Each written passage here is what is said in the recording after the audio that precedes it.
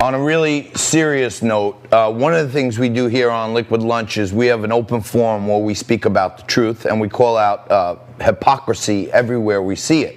The liberal left in our country here is constantly talking about how this whole Me Too movement and women's rights, the Black Lives Matter, but they're selective. Only Me Too is only for selective cases. Black Lives Matter are only for selective cases. Now, women worldwide should be fearful of this next story. My good friend Xen Sams joins me right now, and she's joined today by Cynthia Ritchie. Xen's been reporting on this on the show. Cynthia, thank you for joining us and talking about your story. You're an American citizen. You're over doing some travel blogging, learning the customs over in Pakistan. You work your way into doing some work with the government, and then the Interior Minister, Rahman Malik, drugs you and rapes you. And you reported this to every level of the U.S. State Department, embassy, and everything, and nothing was done. Xen, please take it from there.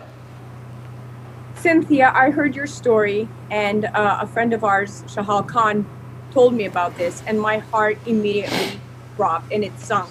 And the Me Too movement here in the U.S. with Harvey Weinstein proved to us that you don't need too much to put a bad man away. And when women unite, beautiful things happen. And we are bringing the Me Too movement to Islamabad. And Cynthia, right now, that's what you're fighting for. You're fighting for women's rights. You're fighting to put this man away and to set the precedent for other women. Can you tell us a little bit more where you're at with your court case specifically, and then you can go back and talk about what led you and to the nights that occurred with your rape? Yes, thank you, Xen, and thank you, John, for having me. Currently, right now, we are waiting for what's called an FIR, which is a first information report, and this is really, according to Pakistani law, when someone presents a particular complaint, they are entitled, a cognizable offense that is, they are entitled to that FIR by law. And former Interior Minister Rahman Malik has done everything he could in his power to prevent this FIR from being lodged. And the FIR allows the case to proceed forward and for investigators to do their job as they are supposed to do. Today actually was supposed to be a critical decision at the Islamabad High Court, but the Chief Justice, interestingly enough, called in unavailable, and all cases were canceled today. Wow. So Cynthia, let me ask you this. This is John. How often does that happen in Pakistan, that they just call off court for that day? Well, I think in this particular case, this is a bit atypical. This is not normal for the Islamabad High Court to just cancel all cases because the Chief Justice apparently has suddenly become unwell. It is common for the Pakistan People's Party to engage in deflect techniques and to delay things as much as possible. Wow. So Xen, it seems like the cover-up began way back when this was reported to the State Department under Hillary Clinton and the Joe Biden administration. But at the same time, while they were shaking down countries for kickbacks and all kinds of corruption, they wanted to push this under the rug. Absolutely, and this ties into the Kerry Lugar bill. And when I spoke about this yesterday on WABC with Bernie and Sid, the Kerry Lugar bill was something that is key in her case, because I pointed it out yesterday.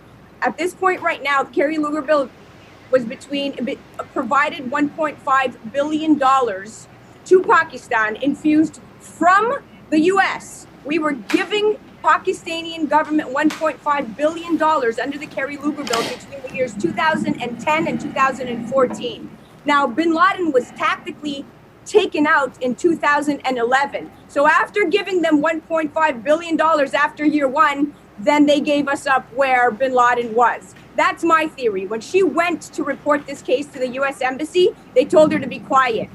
She was raped the same month that he was tactically taken out, 29 days removed. But at the time, the Pakistani relationship with the U.S. was critical and key. And Cynthia was just not something that they were willing to fight for. So Cynthia, it sounds like the U.S. government was kind of playing nice with the Pakistani government for intelligence on bin Laden, and they couldn't come out right after that and start reporting a rape against the interior minister. So this was really covered up for political reasons, wasn't it? I believe so. And to put it concisely, I believe I became an inconvenient political truth. I was just in the wrong place at the wrong time. And the interior minister was one of the key people in the Pakistan People's Party that allowed the Obama-Biden administration and Hillary Clinton's pay-for-play State Department to basically wreak havoc in Pakistan. Xen, I know you've been digging into, sexual abuse, rape, all kinds of different really serious women's issue on our show for quite some time. It's probably difficult with your, insider status in Hollywood and stuff to come out and call out the Bidens and the left. Why are you so committed to this? I mean, we should all be committed to Americans being safe abroad, but what really got you involved in this? Well, she's an American citizen in Pakistan fighting for her right to be able to tell her story. And she went to our embassy and they didn't help her. That for me was a huge, huge issue. As an American citizen, who else can you go to if not your embassy? And they dropped the ball on her. Now, if her story is covered up in Pakistan, imagine how many other women who don't have the rights that American citizens have, the same rights that we do. How many women on the ground in Islamabad, how many of those rights are non-existent? Most women in Islamabad do not have a voice. They do not have rights. So I got interested because Cynthia's story is very unique and she is the voice currently, because once the High Court in Pakistan grants her FIR report, the rest is history. And he knows this. So, Cynthia, in a really strange turn of events, it could turn out, if the court acts properly here, you could actually be a symbol for a women's rights movement in Pakistan and maybe across borders to other women who don't have rights, like in India. If it happens, it happens, John. Frankly, I've been fighting corrupt media, big tech, dim-witted diplomats for over 10 years here in Pakistan. I've been watching American politics mostly remotely from Pakistan. And to be quite honest, I'm a registered independent. In the previous election, I was hoping Bernie Sanders would take it. I wanted to see a woman in office, but not Hillary Clinton, because I was here when she flew over during her State Department days. In my opinion, one of the most corrupt individuals, and just a shame for me as a woman. And then, I wasn't a huge fan of Donald Trump, but I wanted someone who was a non-politician in office that could help sort of clean out the mess and shake things up. And then I wondered, is my own government just being complacent, or are they actually complicit? So let me ask you this. You're an independent. You were a Bernie Sanders fan. You weren't a huge Trump fan. But something about his outsider status and now his commitment to law and order makes you think that he is a great choice for you. What do you say to Donald Trump and the administration about what happened to you under Hillary and the Bidens and Obamas? I would say, listen, President Trump, from abroad on the other side of the world, I literally can identify with you regarding the liberal media, the fake news. I have been subjected to fake news, this fake women's movement. The women's movement, also known as the Aurat March here in Pakistan, will not support you unless you are politically convenient, unless you subscribe to their narrative. And I refuse to do so because Pakistan has enough problems of its own, but frankly, it is the only regional true ally that needs to be treated like an ally by the U.S. government. And the U.S. government needs to investigate what the return on investment is. President Trump is a businessman. What was the ROI? What was the cost-benefit analysis for this Kerry Lugar bill that happened during the PPP's administration? And what has the American taxpayer gained from this?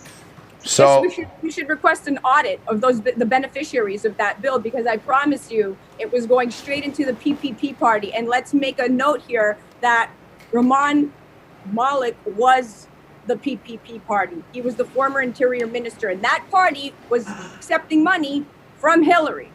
Wow. All right, this is bombshell stuff. Cynthia, God bless you, and Godspeed. God stay with you, hopefully.